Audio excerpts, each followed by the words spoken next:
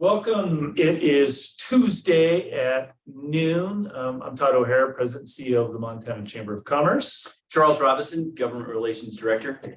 So we're doing this on a weekly basis. We're going to just kind of hit on a few of the high points from the week, some of the bills that the Montana Chamber weighed in on. We're not going to cover all the bills that we weighed in on, but we're just going to cover a handful of the ones that we think probably warrant a little kind of highlighting, a little discussion about some of the stuff that we're working on for the rest of this week.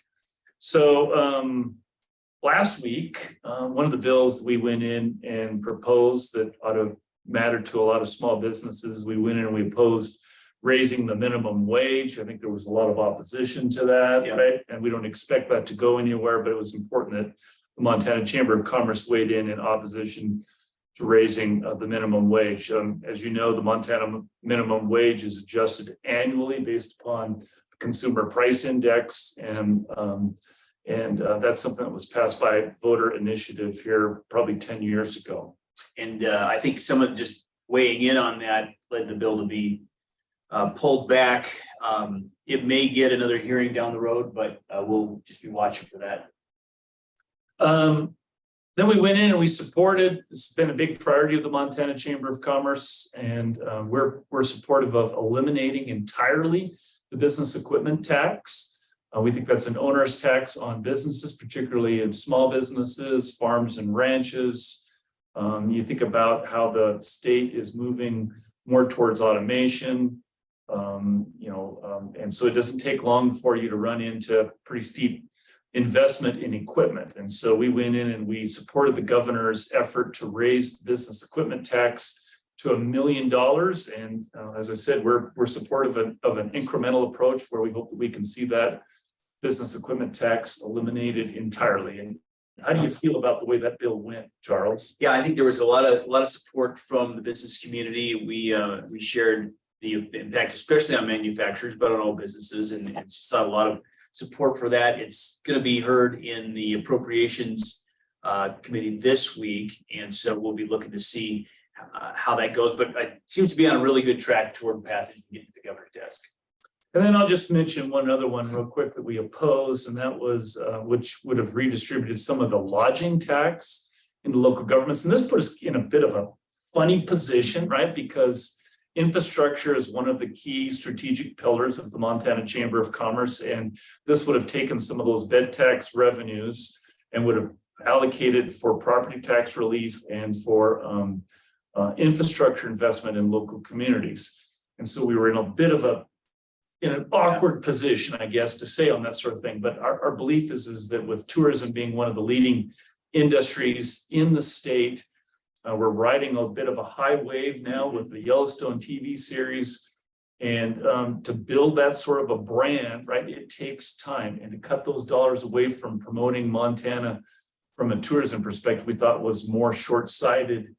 And I think, frankly, it speaks to the need that we need to have a longer, big, major tax overhaul sort of a system, rather than trying to peck away at these sort of things that are intended to be short little bridges for relief. So yeah, Charles, what else have you got that you've been working on? So this week we actually opposed another bill that would have undone a lot of reforms in the ballot initiative process that was passed in the last session. House Bill 651 in the last session made some good changes to the process of initiating a ballot initiative and brought in more public comment. So the discussion is not just occurring through expensive television ads, but actually in legislative committees in a real public and formal way.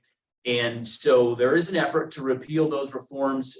We stood up in opposition. We're going to be working to stop that bill and keep those reforms in place, and probably looking to build on those reforms this year with their own bill that we'll be bringing in the next few weeks. Yeah, I think we're going to make the argument that there needs to be more transparency in ballot initiatives, like who's funding these, and having them report similar to the way candidates running for elected office, not taking away those sort of transparencies.